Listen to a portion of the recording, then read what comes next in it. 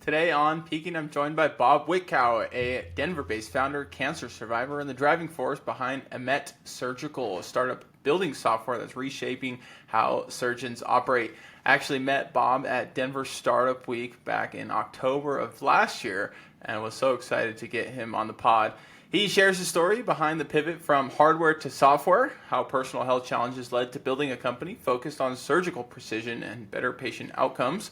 We dive into everything from building lean teams, recruiting the right advisors, navigating pitch competitions, global healthcare markets, and the constant push for funding. Episode is packed with insights on MedTech innovation, startup grit, and the mindset it takes to go from personal recovery to global impact. Bob's journey is as inspiring as it is instructive, especially for anyone working at the edge of healthcare or technology. Enjoy.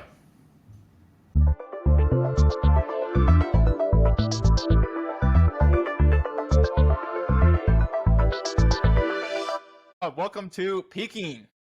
Well, thanks for having me, Wyatt. Absolutely. So happy to have a Denver founder. That was the idea of Peaking, is to bring more Denver founders to the public. I do talk to people outside of Denver too, but definitely a happier moment when I get to talk to Denver founders. So how did you come to Denver? Have you been here your most of your life? Did you move here recently? Actually, I want to tell you that it's nice to be on the same time zone because I've been on calls this morning, one with somebody in Shanghai and one with somebody in Tel Aviv. So nice to be on the same time zone, which is considering we have a incredible biomed and medtech ecosystem here in Colorado, that so much of our work is done outside. Now, I moved to Colorado 33 years ago. I had a successful exit as a sales manager with a startup. I was living in the West Coast, and it gave me enough funding to buy into a software company here. I told my wife we'd be in Denver for 2 years, and 33 years later, my wife and I are still together, and we are still in Denver. Wow, beautiful. Yeah, that's life. You know, really it's cannot predict what's gonna happen. My favorite move so far, I was living in Silicon Valley, not loving it, and my now wife decided that her study abroad program for Cal Poly architecture, you have to go somewhere else to study. You have to. They force you out of San Luis Obispo, and they want you to see another perspective.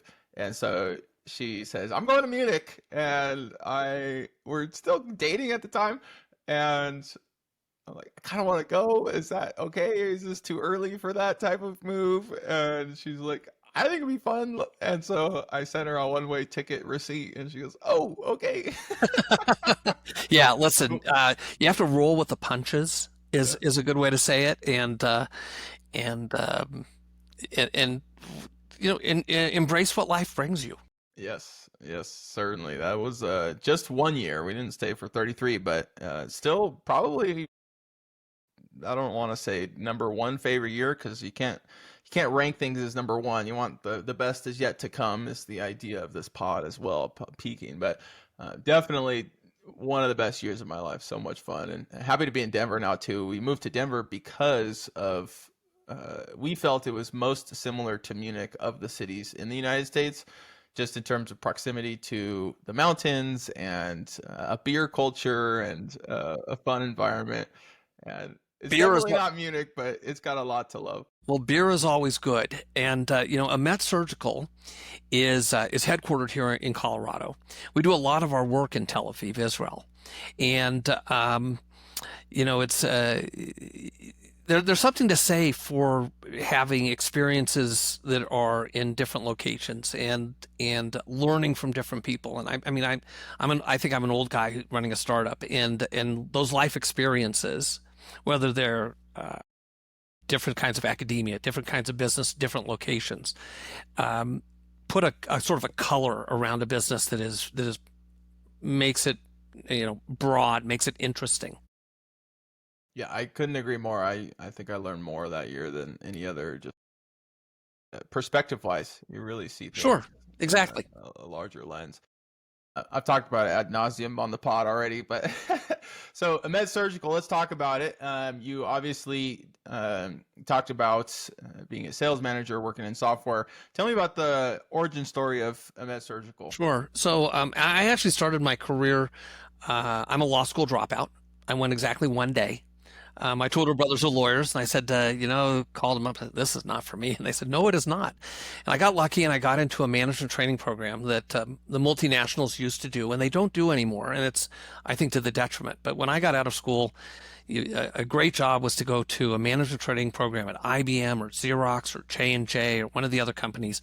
And literally after, in the few weeks following this decision not to go to law school or not to continue, I got a job in 3M's management training program. So I was based in Los Angeles, and I had the equivalent of a 2-year MBA inside of a big company. And then after that was made a sales manager in a group that had products for the medical world. The most interesting part of that to me was not the medical piece, but it was the data storage piece that 3M was big in. And they were big in floppy disks and things like that back in the day. And so the majority of my career was in data storage. And then in 2008, I was diagnosed with cancer. I had a heck of a time with it. Fortunately, knock on wood, I'm all good now.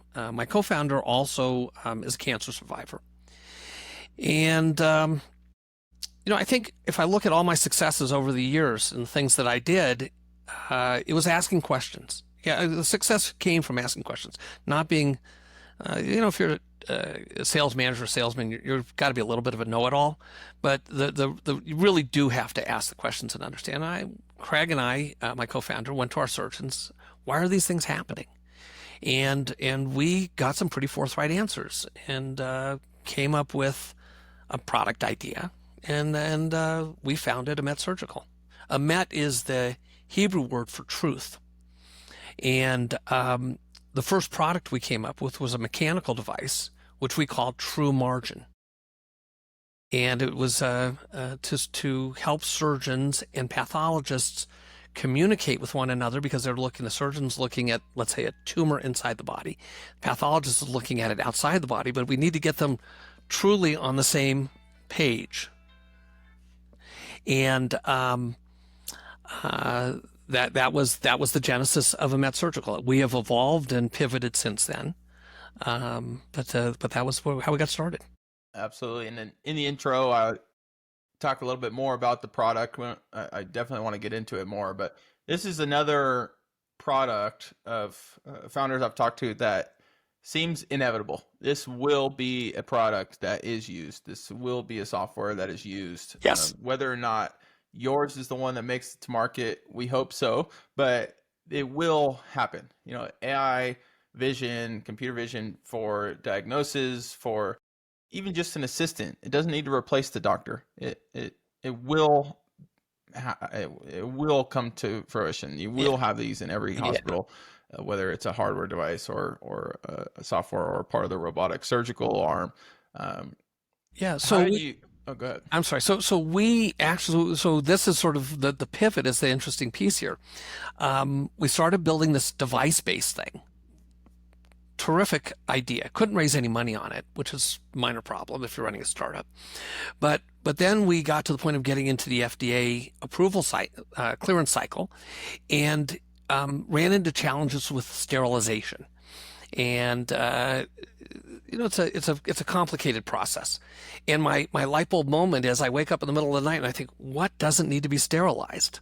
And I'm thinking, I had my first exit as CEO of a software company. You don't sterilize software. And if the FDA wants you to make a change in the middle to make it, it's a lot easier to rewrite software than to start, changing tooling at a factory. And within days, we had written our first patent application and had the wall's been repainted behind me, but the markers went on the wall and we started doing a system design. And that really was, you think about light bulb moment, we accomplish almost the same thing times 100 with software, what we were doing before with the hardware approach. Did you have a working hardware product for a while? I've got boxes of it. Oh, Yeah, no, we manufactured it. We had the designs done. The patents are done. Actually, I had a call earlier this morning from a startup company who I've kept in touch with, who's interested in licensing that from us. So, it's interesting how things turn about. They think that they can take it to market, and they can take it into markets that can't afford a software solution. So if you think about tier two and tier three marketplaces, that our investors would really want us to go after U.S. and Western Europe, high value. That, as this fellow said, the cone of South America has a population of 450 million people. And that's a heck of a market for any medical device. And I couldn't argue with that. So do you see that hardware starting at the hardware side as a mistake? You see it as sort of part of the process? How do you see No, that pre-pivot? no, you know what? I don't think there's nothing in life to me that's a mistake if you learn from it. And so, I talked about this 3M experience, which was like an MBA. Um, and this was my education into medical device engineering, which I knew nothing about, into regulatory. My regulatory in the data storage world was dealing with the FCC. And which is, just to give you a comparison, when Apple launches a new phone, they file the application with the FCC the morning they launch the phone. The FDA process can be 12 to 36 months. It's much more complicated. So for what we spent, sure, we didn't want to spend, you always look back and say, boy, what could I do with that money? But in reality, we got our money's worth in the learning process. And then that's guided us to, with the ESP system, I bet that we're developing this for 10% of the cost of what a J&J or a Medtronic or a Boston Scientific would spend doing that development. Yeah, that is the beauty of it's a big, and that's just from the learning experience. So describe your building process for the software solution. Are you employing software engineers? Do you have a product manager? Are you the product manager? How does kind of the company run internally, and how did you decide to build it that way? So Craig and I bootstrapped the company. And based on the fact that we're bootstrapping the company, we decided not to do a lot of hiring. So we are a small team of 4 full-time people. I'm essentially the product manager. The next funding round, we will hire a CTO and a chief operating officer, and we will build out the team. For now, we have a very strong medical advisory board, surgeons. We have a technical advisory board made up of the 2 leaders on that board. One has launched 6 companies in the VR image management type space. He's a PhD. And another person on that board was the founder of a surgical robot company. So you've got medical advisors, surgical advisors, and then I've got business advisors I've surrounded myself. So let's call it the advisory board. And then we've contracted out the regulatory, we've contracted out patents, and we've, to a certain degree, contracted out the software development.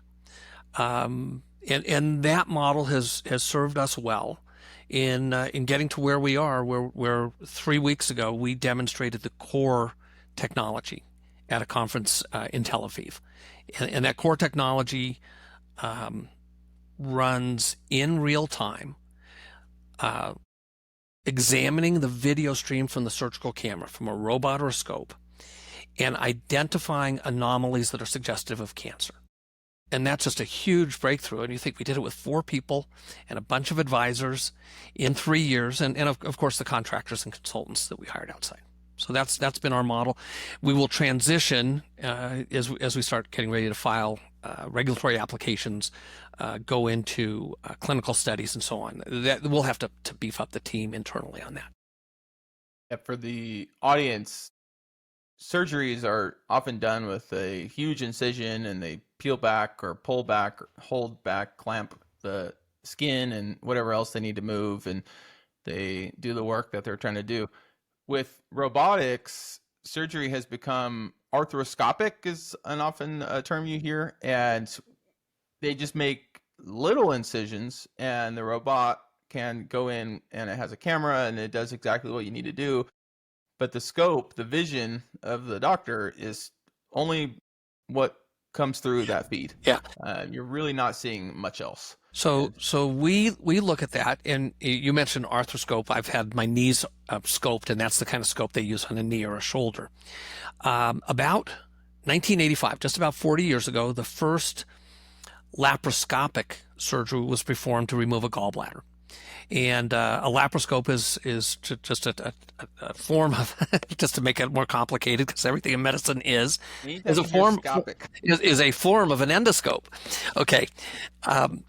Previous, if you had a gallbladder surgery, you had about a 30 centimeter incision in across your belly, and that's what is that, 30 centimeter? Freedom unit. Yeah, and actually it's about I think 16 inches, 16, 17. You had a big, and the surgeon got their hands inside the patient, and they could physically palpate and feel textures.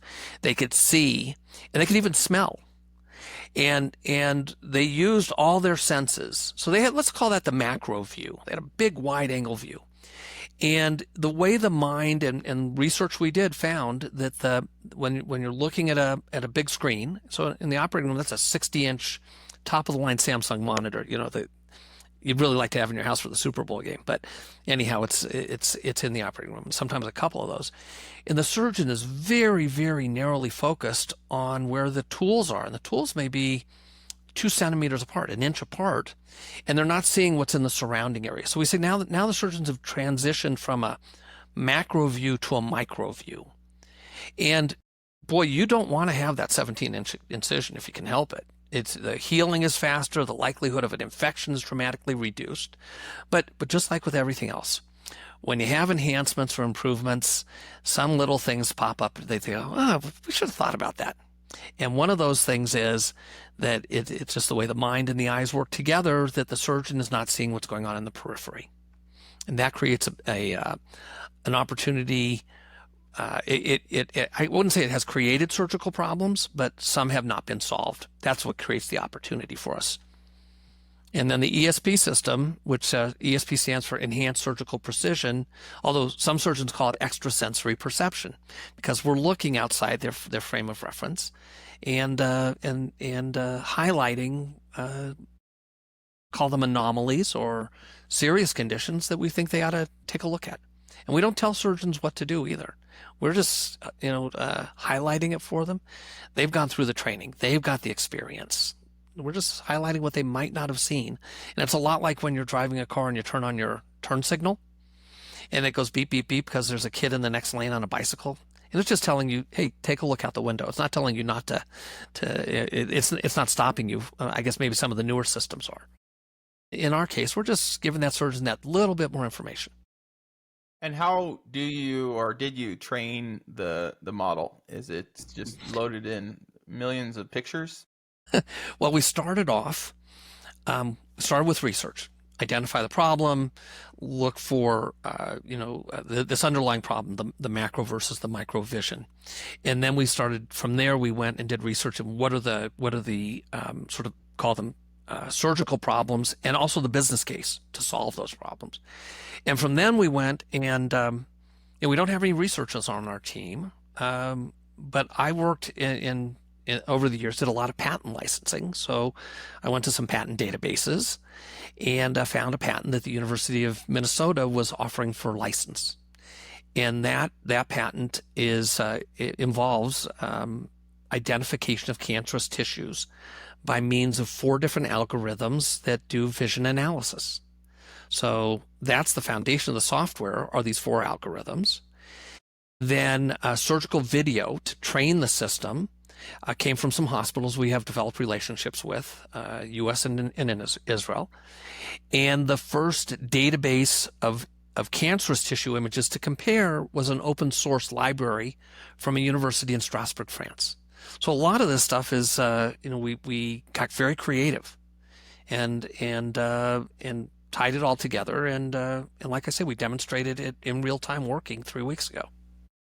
And what's your, obviously looking to improve this probably always, but the hit rate or the success rate or the errors or hallucinations? Yeah, well, those are exactly the things that we're trying to work on.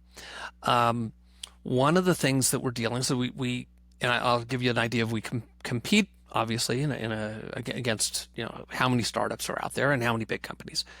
And our methodology is a we call a photorealistic mapping. Photorealistic mapping is something that came out of Google in Google Earth. And without going into the deep technology, we're not using any outside tools or techniques. So the patient doesn't get an infusion of something that's going to light up the blood vessels or whatever. We are dealing right now with reflection off of the surgical instruments and trying to improve the algorithm so that those which would pop up and as a little note to the surgeon don't pop up that reflection. So that's where we're improving. And that has to be, I think that for the regulators, we have to be about 80% accurate. For the surgeons, we can't keep interrupting them with false negatives or false positives. That's key. In the second generation of the product, we want to take it from identifying anomalies suggestive of cancer to literally doing the diagnosis, which is called histology. It's what happens in the pathology lab when somebody's looking under a microscope. So we will need to either develop new algorithms or we'll license them. We're in license negotiations with a couple of hospitals right now who've developed this. And so it's always going to be an ongoing process, both on our end of trying to improve the algos, get more algos and test them and so on. And the machine learning piece, because that's one of the incredible benefits that we have with technology today, is that, and the way the system is designed, if we have 1,000 operating rooms with an installed base, everything learned from those 1,000 operating rooms in a day gets shot up to the cloud. And overnight gets parsed and checked and everything, and then we do a quick download down to the operating rooms where the systems are installed, and then the next day the system is that little bit better. So, in terms of the kind of curious on what happens in the operating room, you said interrupting. Obviously, surgeries have stages, where you're initially cutting through the viscera, and then you're working with the organ or the bone or whatever it is, and then you have to sew everything up, and there's stages. Yeah. And so is your system beeping as if, real time, oh, check that out? Or would it be advantageous to, at the end of each stage, check back in with the system and see if it caught anything? So the stages would be considered, let's say, the opening of the patient, the dissection, that's going through the fat and the fibrous tissue. And I'm speaking specifically of a gallbladder disease. And then there's achieving what the surgeon calls the critical view of safety, which is isolating anything that is that if they nick or touch in the gallbladder, the bile duct or the cystic artery would cause kind of devastating conflict. So they have to isolate those, make certain that they're not going to nudge them and so on. And then they can take out the gallbladder. Then they reverse the process and sew the patient up and leave. So our system is watching the entire time. And it is putting up a reminder in real time on the screen with a little actually colored square around this anomaly that we see. And the surgeon can address it in real time. Okay, let's say this is in the far left corner of the screen and they're focused on isolating the cystic artery, but we've seen something and it's flashing red. So they can leave that cystic artery for a minute, the isolation. They can move over and look and say, I'm going to come back to this. And they've got techniques. They can put a little surgical clip. They can tie a suture, saying as a reminder to come back. We don't interrupt the flow of the video. After a surgery, they could go back and look. Let's say if it's a very complicated case, pancreatic cancer, 6-7 hour laparoscopic surgery. The surgeon can review all of those things afterwards. It's highly likely, sadly, in a lot of these diseases where the patient has to have what's called a reoperation. And in those reoperations, they can then do some of the planning for that reoperation by doing, looking at the video. So actually, our system has only a few commands.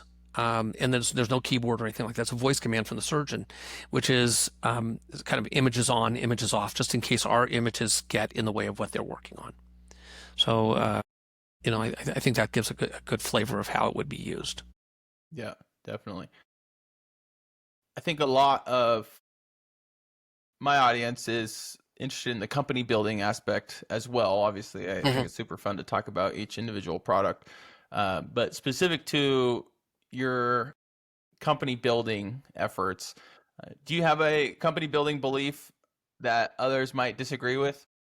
Well, since we don't come from academia, and this is a very technical field, I can tell you just in the incubators that we've been in, we're one of the few companies that doesn't have a strong research background. And I've worked in organizations like that, and I consulted to them, and maybe it's because I'm a cancer survivor that I want to move at a faster pace, and we did research in a different way. So not that I don't appreciate research. I guess I'm just too impatient for it, and that's I get criticized for it occasionally, depending on if I'm pitching to a group of medical people versus a group of business people. The business guys say, "Oh, that's brilliant what you did," and the medical guys say, "Hold on, you don't have a PhD, you don't have anybody's a PhD, and you haven't done all this research." So that would be one piece of the philosophy. The other piece of the philosophy is since I worked in patent licensing. I licensed for a Silicon Valley company I was working for the underlying technology for the way flash memory is handled in a USB flash drive to the company who invented that USB flash drive.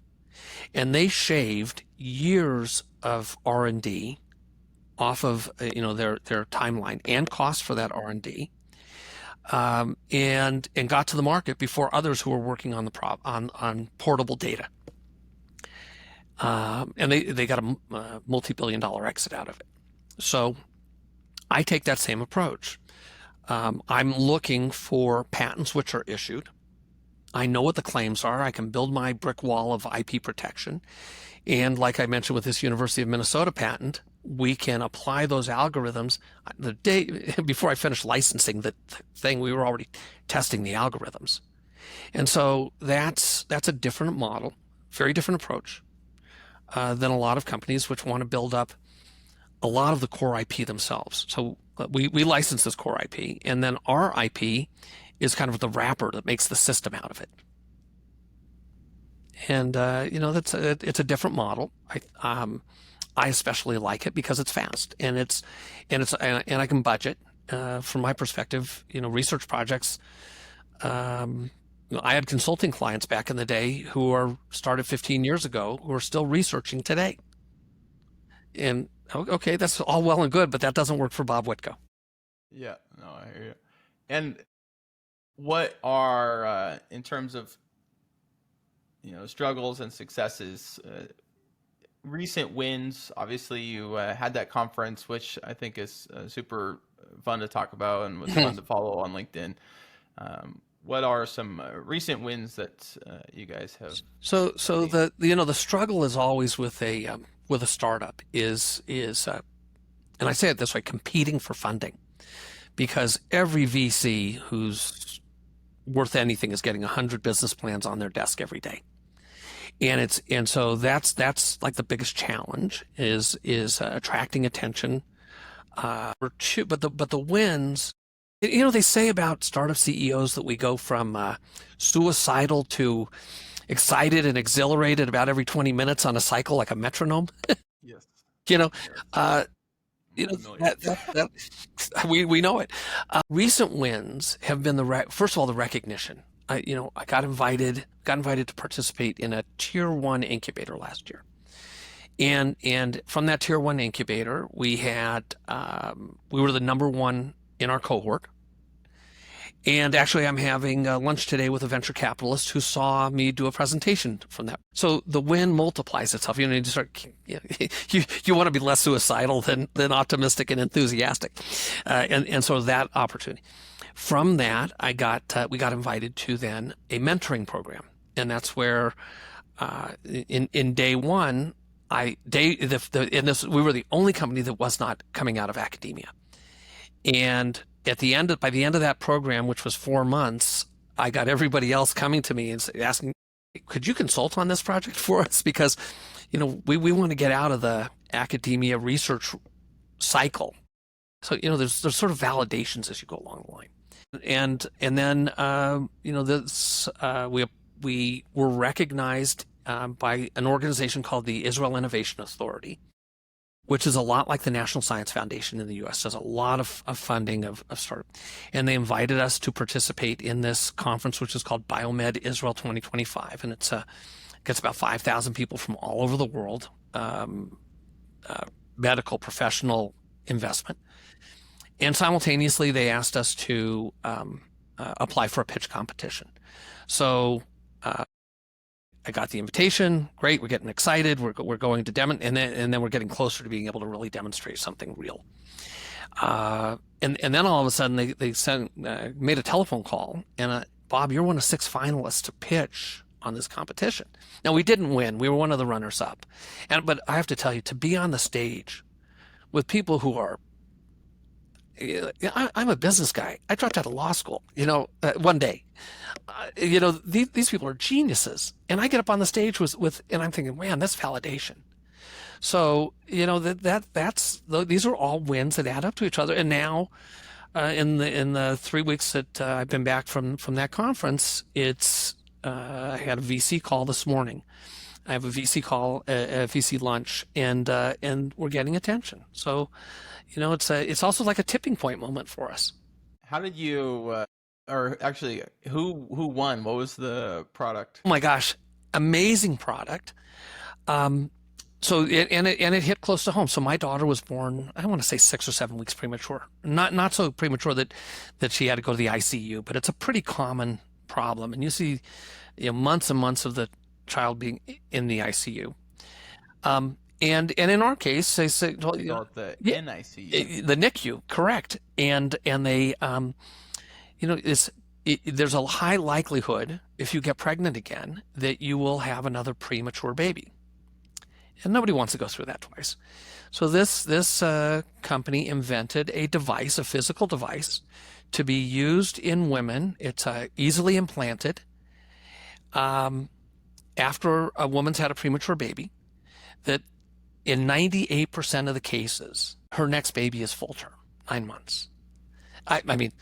Listen, we're doing great things, but if you think of the impact on families, we were shocked when the audience saw the results, and to be surrounded by people who are solving problems that are both costly to the healthcare system, but terribly impactful on the patient. That's really cool. That's a really cool place to be. When we did the USB software, the USB flash drive thing, did we save any lives? Nah, not really. But in this case, you're seeing some really amazing stuff. So that was the one that won.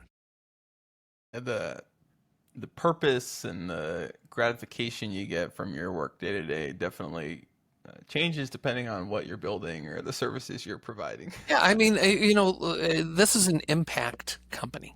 We are an impact investment. There are certainly investors out there and they're bloodthirsty, and the green American dollar is all they look for. And maybe my experience with cancer at Craig's has led us to let's find a balance. Yeah, absolutely. What was that point where you knew you were ready? I don't know if there's any point. I just try to make certain that every day we're trying to improve on what we're at, and the tipping point will appear. You've read Malcolm Gladwell's book, The Tipping Point. It might be. Yeah, well, I think most of us have it. Over my management career, would have people who are struggling do every single day, at the end of the day, and with a pen and paper, write down 2 things you did well and 2 things you didn't do so well during the day.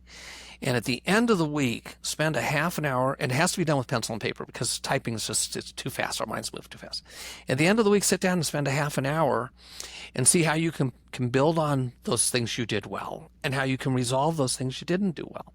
And I think, this is just unconscious that it's happening to me in the background, but I think about that. And so the tipping point, yeah, certainly there's a tipping point in the software development when we have the success, but you can't keep climbing Mount Everest and not stop and take, determine, hey, what have I done so far? How have I done it well? And how am I going to get to the top? Did you give yourself a certain amount of runway, or did you give yourself a point, like if something happened, you would stop, or if something, were there checkpoints along the way that you passed, and how did you set those? Well, I think we've gone way far beyond the point where we said we would stop if we ran out of money. And when we ran out of money from our first round, believe it or not, we started really accomplishing and making incredible achievements technically. And so that's kept us going to the point now where I think we will start receiving some more investment in the form of safe notes this month. And but yeah, sometimes you have to go out on a limb a little bit, and then we did. Yeah, I mean, there's hundreds of stories about that, people being down to the last dollar and things turning around, and probably more where things didn't turn around, but you put it all out there and you do everything you can. We do this because there's a passion. And that passion to do good and to make money for our investors is drove that. And I actually I had another call this morning with one of our medical advisors, who is her full-time job is the clinical director of an AI startup working in the ICU space, and they're closing the doors after burning through about $70 million, and she was just despondent. And it's but the VCs made a decision at that point. So fortunately, we are not so beholden to the investor. And actually, if we totally ran out of money today, I think there's an enterprise value that we could sell what we have, and walk away with enough money that Craig and I are back on our retirement paths. Let's put it that way. So That's good. yeah. That's huge.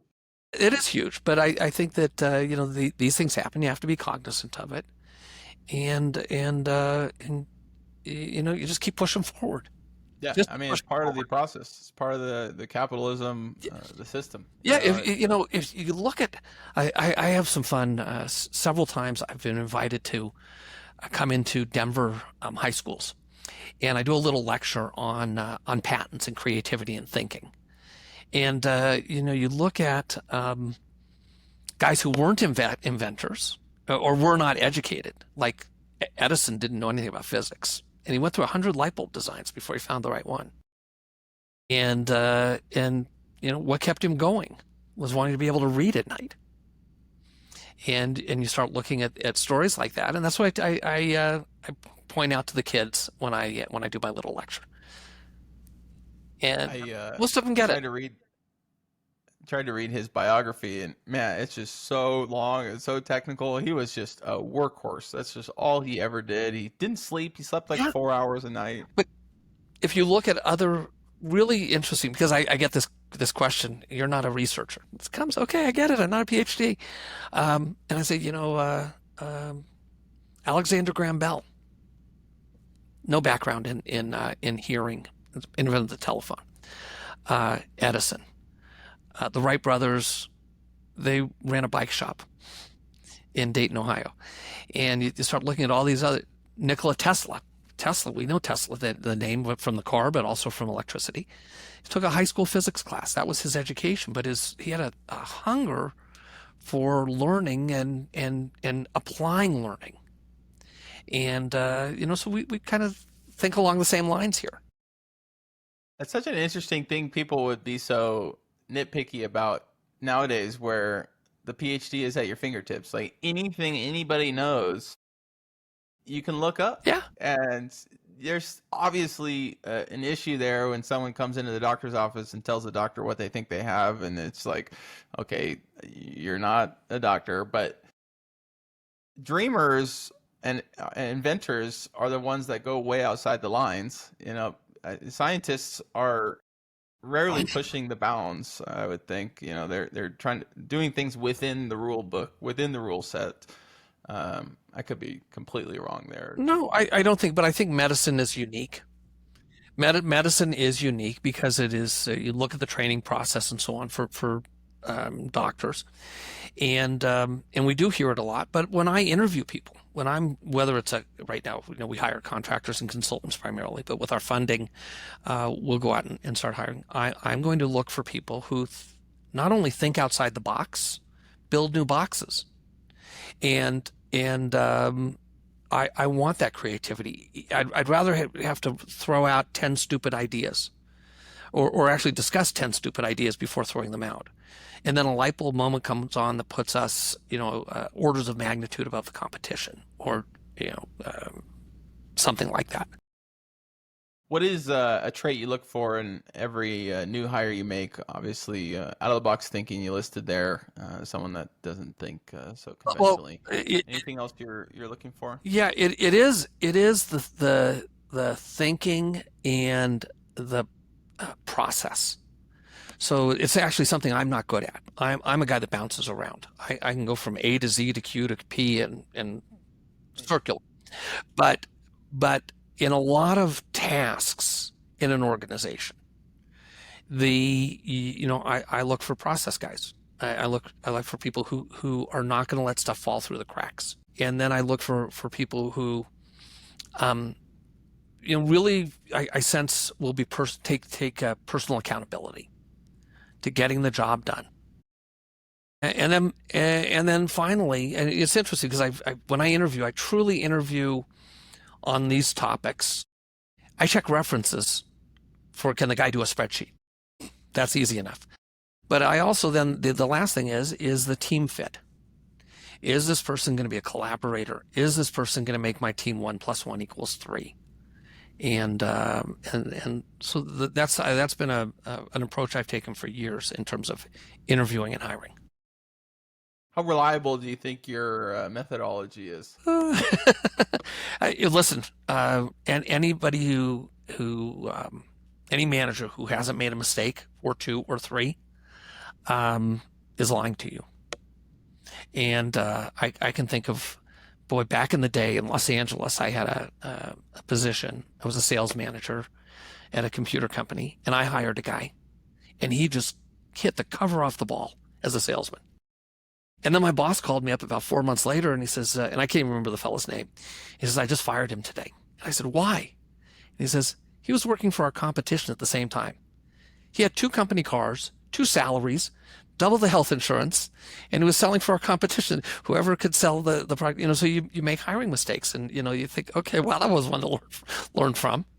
Kind of oddball, but Hiring is so funny. It's everyone has their kind of own strategy, and they all think they're making the right decision, of course. But it's one of those areas that it's just there's kind of no science to it yet. I think there are some people that have really proven to hire well. I think obviously for any listener that's listening, I'm an Elon fan. Like, he knows how to hire really strong people, because you don't build those companies by yourself. I came close to going to work for the car company.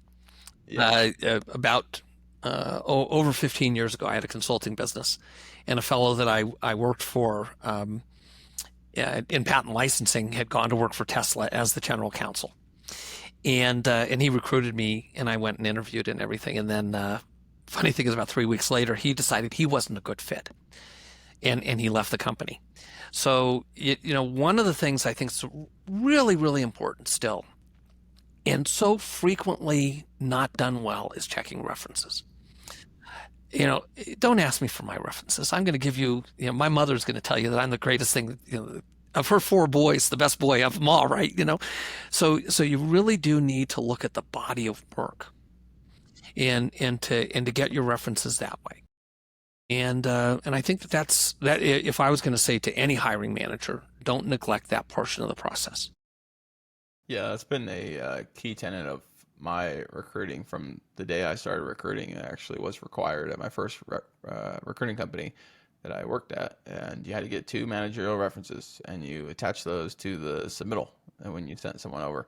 And that's been something I always recommend to candidates to provide on sending me all their info. Is like, let's have these available when we need them, and they need to be able to speak to your most impressive projects. And I've conducted references where I run the job past the person, and the manager's just like, I don't don't know if that's the best job for that person, but I'm not gonna go into it. So, You know, I'll it's give you an kind of a example. slippery slope. I'll give you an example, Wyatt. If I'm hiring a marketing person, I'm going to ask in the interview, well, what was the best product you launched and how'd you launch it? And then I'm going to go look at all that stuff. And online, fortunately, research is easy these days. And then I'm going to ask him who the agency he worked with that did the ads. And then I'm going to go, deeper and deeper. And the same thing if I'm hiring a salesperson, I'm going to, okay, my top customer was the Wells Fargo Bank. Well, who'd you deal with? And I'm going to call that person and I'm going to say, hey, tell me about your relationship with the XYZ company. And I'm going to wait for that person to say, I worked with Jim. That was the best salesman I ever heard. If I hear something like, yeah, they did okay. Sales guy never called me. He waited for me to do everything. That's you have to listen. You have to get creative that way. It's also, and you probably see it in your business, people never put their negatives on LinkedIn, on their LinkedIn profile, right? So you have to do that. And then when I do those reference checks and I talk to a human, I want to get the same kind of feeling that their relationships external to my company or to their company were going to be reflective on the relationships we're going to have inside. Yeah, makes sense. What's next for Emet? You're obviously looking for a little bit of runway. Anything in terms of product development and building the company that's outside of the funding requirement? So funding is number one. And any startup founder who tells you it's not number one is lying to you. And number two is in the second half of this year, we will begin our clinical studies. The clinical study data, the results go into our applications for the regulators. We will apply in the U.S. and the European Union and also in Israel, where we obviously get some grant funding. So we got to apply there, which is good. We have about a 12-month period where we're in sort of waiting land.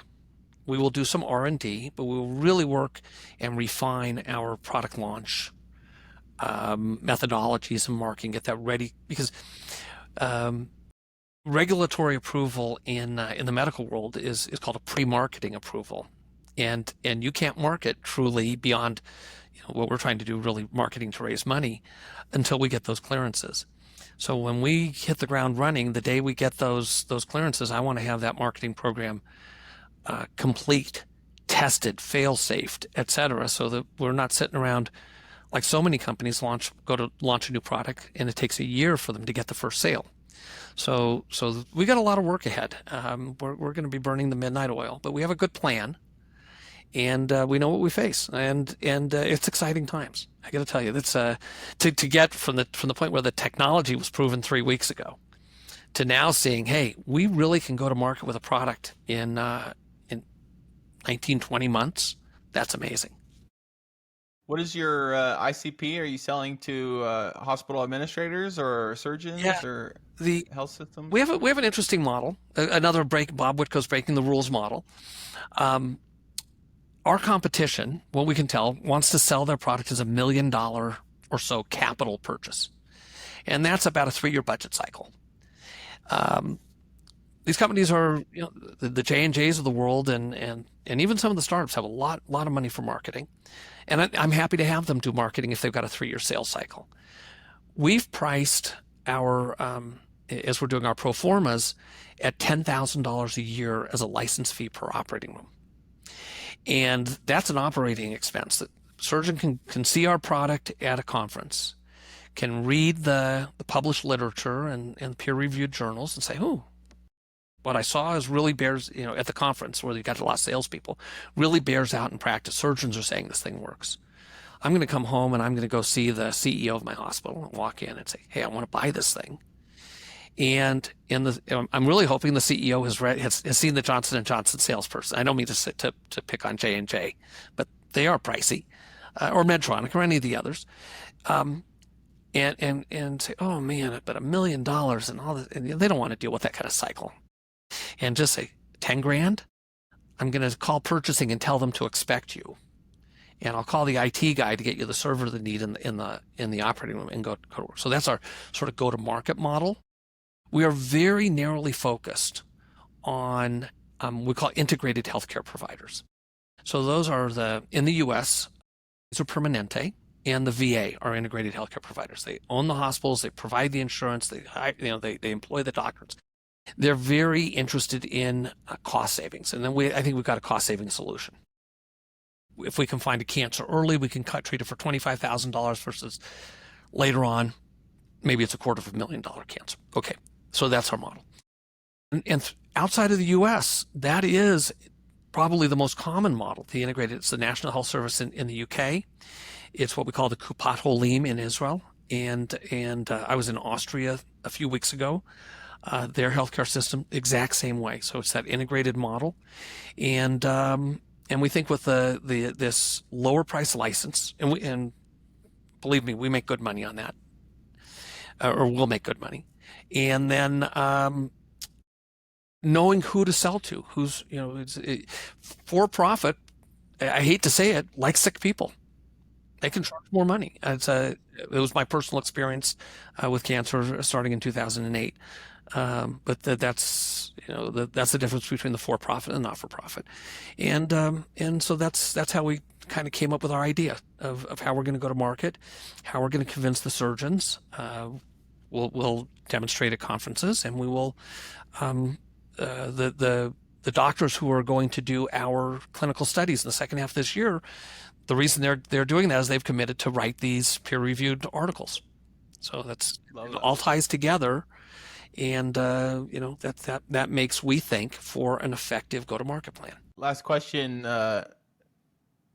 in the international markets, what's been your experience working internationally rather than just within the United States? So personally, I have launched products in over 70 countries over my career, and so I'm very much an internationalist. I would tell you that we have one really unique advantage, is I can go into a university hospital in Vienna, Austria, or last year I walked into one in Buenos Aires, and find my way to the head of surgery's secretary and say, I'm here on vacation. I went to Austria for a wedding, not Austria, excuse me, Argentina. And I'm walking around town in Buenos Aires, and I see this hospital. I'm going to walk in and say hello, and okay. And this is what we're doing. Is Professor so-and-so available for 5 minutes? They don't see a CEO of a startup who's trying to solve a problem come in, and the first thing say is, here's my 30-second intro. Can you tell me what I need to do to fit into your market or your hospital or your patient care? And so that to me is just tremendous. It's tremendous for us on a learning perspective. We can make the product better. And I think when it go to sell the product, they're going to remember who it was that came in. And I remember this surgeon, and his English was very good, and my high school Spanish is very bad. But the conversation was along the lines of, well, definitely come back and see us when you're ready. And when I come back and say, I priced this so that you could treat your patients better, you don't think I'm going to get a sale? I think my chances are just better than somebody who's practiced in the U.S. and it's all about making money. And listen, I'm all about making money too. Don't get me wrong. I think I'm sort of a socialist capitalist in terms of the healthcare delivery. That I'm going to have a little bit, possibly a little more credibility, because I also went in and not telling but asking those questions. I think that's to our advantage. Yeah, absolutely. That's fantastic. The podcast is called Peaking, hitting peaks in your life, hopefully positives in both professional and personal life. What are some peaks that you've experienced throughout your journey? Well, I just think that first of all, recovering from cancer, this is a really hard thing, and I think Craig would say that too. Although he's a bit of a hypochondriac, so he's a little more. If this makes it into the podcast, I'd love him to hear this piece of it. But if you've had cancer, you wake up every morning and you start checking your extremities. So that's the first thing. And then I think, the personal growth that I think I could have retired. I'm a senior citizen at this point. I guess I have Social Security card. So, or Medicare card. I guess I could say that just these achievements, both professionally and personally, have helped me grow. And you're watching me on video right now. You see that I'm smiling the whole time. You don't see Bob Witkow with a down face very often, and so that's where I'm peaking. Love that. That is why we do it. Yeah, and you say, why am I doing this? Yeah, for two reasons. Number one, I've got this personal reason with Craig, and number two is investors. It's interesting. We didn't talk about who the investors are, but in the first round, everyone had cancer experience in the family. And so, you start to put it all together, and we're making a community that is, and the appreciation that I get when I send out the update notes to the investors, and they look at the video and they go, oh my gosh, this is really, my money is making a difference. That's pretty cool. Absolutely. Is there anywhere people can find you or more information about Emet? So they can go to Emet Surgical, EMET, surgical.com. They can send an email to me, bob@emetsurgical.com, and they can find me on LinkedIn. Or they can just start waving a flag that says, hey, I got cancer in the family, and Bob, find us because we want to tell you our story, and if their story matches what we're trying to do, then we're going to, within reason, try to help them. Absolutely. Awesome. So cool hearing your journey, hearing the story. Definitely rooting for you. And if there's any steps that you make where you want to come back on and announce, I'd be more than happy to hear about your progress. I think the next one you'll hear about is when we get our regulatory clearances. And I think that would be a good time for us to talk again, because that piece of the journey is something I haven't experienced. It's going to be another learning experience. We will have staffed up by that point. And I think it might be interesting for your listeners. Yes, sir. Awesome. Thanks so much for coming on, Bob. Wyatt, thank you very much. Appreciate your time.